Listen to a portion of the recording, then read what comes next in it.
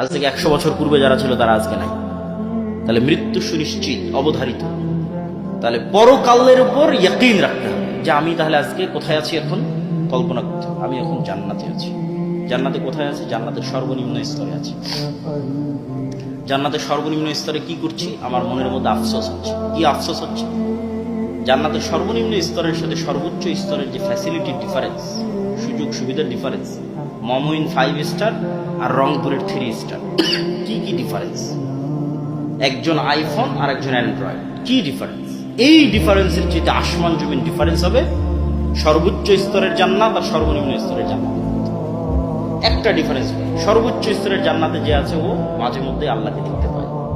আল্লাহ দেখার যে স্বাদ, এই স্বাদটা জান্নাতের সকল স্বাদের চেয়ে শ্রেষ্ঠ। তো ওই নিম্ন স্তরের জান্নাতে যে আছে, আমার আফসোস মাসকে মাস পার হয়ে গেল, বছরকে বছর পার হয়ে গেল, আল্লাহকে দেখতে পায়।